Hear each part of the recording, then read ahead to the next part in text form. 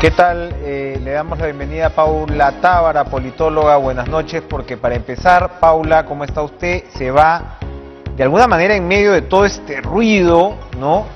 Se va definiendo, de alguna manera, cierto panorama parlamentario, es decir, no ha prosperado la moción para invitar al ministro de Salud. Estas mociones presentadas por la congresista Muruz, que comenzaban definiendo el tema de un acto inmoral, ¿no? Ciertos nombramientos del gabinete tampoco han pasado. Se ha rechazado una moción para declarar persona no grata a Evo Morales, y una bancada como APP, por ejemplo, ha dicho que no va a respaldar mociones de censura contra ministros. Entonces, en medio de este ambiente sumamente cargado que acabamos de ver reflejado en las dos últimas breves entrevistas con los congresistas, pareciera, no sé si soy muy optimista, pero pareciera que por el momento al menos se va mostrando otra lógica en el Parlamento. ¿Qué opina usted al respecto?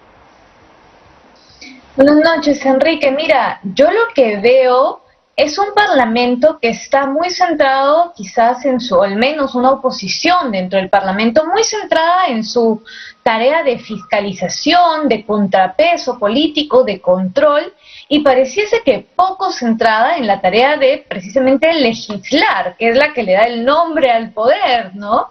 Creo que por ahora todavía estamos en un contexto muy de medición de fuerzas, de actos más políticos que de política pública, que dejan a la ciudadanía con la sensación de que estamos en este fuego cruzado de fuerzas políticas, que no parece que en el inmediato vayan a ir a la confrontación final, por decirlo así, pero en un fuego permanente de fuerzas políticas chocando, cuando la ciudadanía está más bien preocupada porque podamos empezar a avanzar en determinados temas, máxime si tenemos en cuenta que se nos sigue recordando que la tercera ola de la pandemia está a la vuelta de la esquina. Y perdón, ahí además hay un tema fundamental, que es la gestión de vacunación, que realmente podría complicarle de verdad, eso sí, la vida al gobierno, ¿no? Porque claro, ahora lo que estamos viendo es que responden que las direzas no están haciendo sus gestiones con el tiempo, ¿no? Del caso, en fin, ciertas complicaciones que no habíamos visto en los procesos de vacunación las últimas semanas. Ahí tiene que haber digamos, un contragolpe de gestión rapidito, ¿no?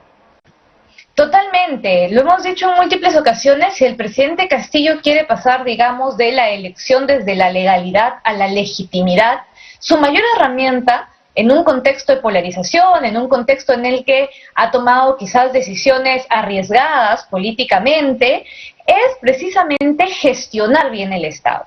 Que esto que se dijo durante la campaña, que es que no estaban listos para gobernar, se muestra al contrario, se muestra que pueden gestionar bien, que pueden apresurar el ritmo de vacunación, que las cosas avanzan, que esas preocupaciones del día a día de la población se están atendiendo.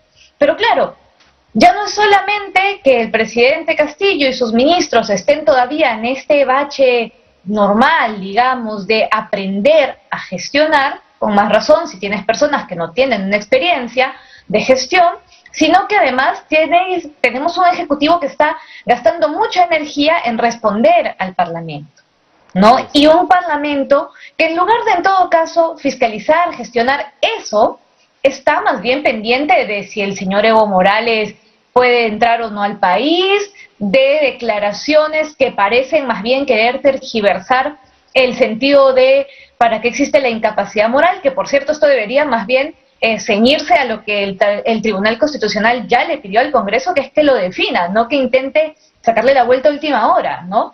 Así es. Creo realmente que la población está en una situación, en una sensación de que hay un entrampamiento político y poco de atención hacia lo que realmente se está necesitando. Ahora, parte de esta discusión también tiene que ver, por un lado, sin duda, sobre todo, qué duda cabe, con gestión, y hemos tenido a lo largo de este programa esa conversación, ¿no? Lo veíamos con el ministro de Cultura, ¿no? Lo veíamos con los parlamentarios, que claro, ¿cómo estableces este balance entre la necesidad de gestionar bien y esta demanda de cambio que el gobierno dice encarnar, ¿no?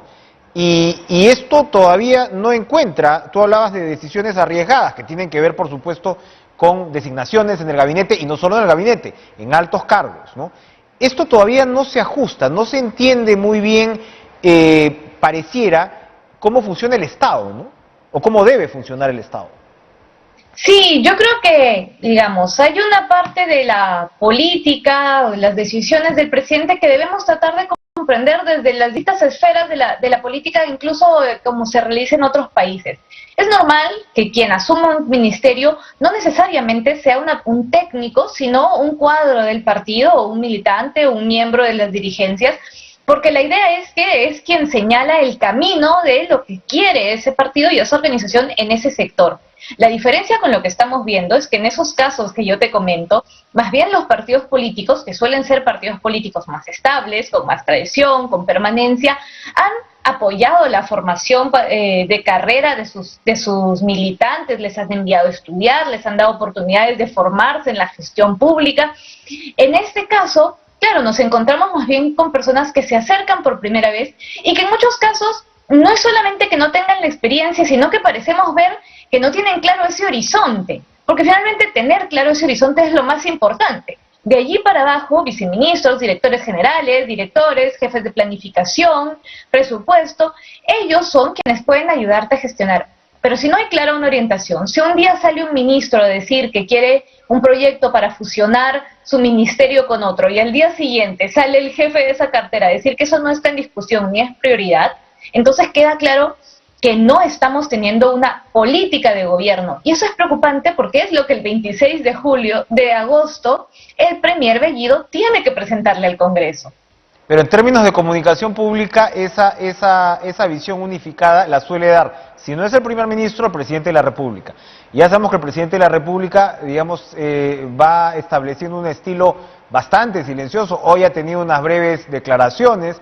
Ayer tuvimos una entretenida conversación con el ex canciller Béjar, que incluso abordaba las limitaciones del presidente. Pero ojo, por el otro lado, como decías, vemos una situación de tensión muy concentrada con el Congreso, pero yo no veo que la presidenta del Congreso esté declarando. O sea, yo lo que observo aquí son ciertos, y esto puede tener un componente simbólico, pero ciertos vacíos de liderazgo que no se definen muy bien. Y ahí está pues el señor Cerrón, ahí están los actores que de alguna manera quieren ocupar esos espacios, ¿no? Sí, por supuesto, porque lamentablemente no estamos teniendo pues esas muestras de liderazgo claro, estamos también, así como reclamamos o como hablamos de la poca experiencia, expertise del Ejecutivo, hay que recordar que este Parlamento es el primero que no puede tener ninguna reelección, con lo cual no llegan al 20% las personas que tienen alguna experiencia, ya no solo de congresista, sino de asesor en el legislativo. Se está aprendiendo y también se aprende a generar liderazgos. La presidenta del Congreso todavía no parece estarlos logrando, ha tenido momentos además en los que sus intervenciones más bien pues han generado cuestionamientos, ¿no? Como la presencia del señor Sagasti, como algunos gestos que ha tenido hacia el presidente. No tenemos claridad de actores políticos, ahora mismo institucionales, que estén manifestando un liderazgo y una orientación clara de hacia dónde quieren ir, ni de que quieran dialogar. Y entonces, como bien dices, en esos silencios, más bien quienes quieren primar, que serán siempre los actores de los extremos, logran posicionar sus discursos, con lo cual parece a veces que la situación pudiese ser más álgida de lo que quizás es, ¿no? Pero quienes gritan más alto copan los espacios de quienes están manteniendo silencio. Una última pregunta que es una reflexión que, en fin, se suscita todos los días, pero se me ha subrayado a lo largo de este programa. Hay este componente social, reivindicatorio que este gobierno pretende enarbolar, y desde la oposición les están diciendo, oye, tú estás manipulando esto. Lo hemos hablado con el ministro de Cultura, lo hemos hablado con los congresistas después. ¿Qué tanto pesa ahora mismo en el Perú, ¿no? Esta demanda de cambio, pero esta demanda de reivindicación que tiene que ver con muchos factores, que tiene que ver, por supuesto, con los pueblos originarios, con los más postergados, que otros interpretan desde un lado racista, de una nación, un Estado, una nación en realidad, de un Estado que no ha logrado, una sociedad que no ha logrado consolidarse? ¿Qué tanto peso verdadero va a tener esa discusión en el Perú en los próximos meses y los próximos años? Esa discusión ha sido importante desde que pasamos a la segunda vuelta y quedaba claro de alguna forma los modelos y los privilegios o carencias que representaban ambas candidaturas.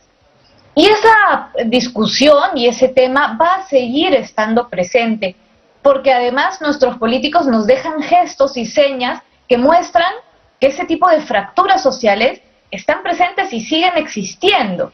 El asunto es que si esto bien existe y hay que abordarlo y hay que reconocerlo, no pretender justificarlo, también es cierto que no puede ser ello la excusa para justificar más bien errores que también se cometen, ¿no? No se puede pretender tapar con problemas reales de nuestro país situaciones que se están dando en este gobierno y que también son problemas reales de nuestro país, que estamos afrontando ahora mismo. Entonces, hay que poder afrontar el problema del racismo, del clasismo, de la discriminación, de cómo ello es parte de la vida política. Y es cierto que hay que reconocer que por primera vez tenemos, por ejemplo, un gabinete de mayoría de conformación de las regiones del país, que han estado muy invisibilizadas y muy maltratadas por el Ejecutivo en muchas ocasiones. Pero también es cierto que las personas que han sido elegidas, lamentablemente, no parecen ser muchas de ellas las más idóneas. Y estoy segura que en las regiones del país existen profesionales de altísima calidad que podrían haber cumplido con el rol reivindicativo y con el rol de la capacidad también. Y digo personas porque otra carencia que tenemos, y de la que no nos cansaremos de hablar seguramente muchos de nosotros, es la ausencia de mujeres. Y las mujeres en las regiones también las hay muy capacitadas. Esa complejidad precisamente se ha reflejado incluso en esa reivindicación política, ¿no? Que no parece contener la paridad, ¿no? que es realmente un mensaje muy negativo por ese lado. Complejidades, brechas, vacíos, postergaciones sin duda en el Perú que deben cerrarse. Gracias, Paula Tábara, por acompañarnos esta noche en Cara a Cara, y vamos a ir nosotros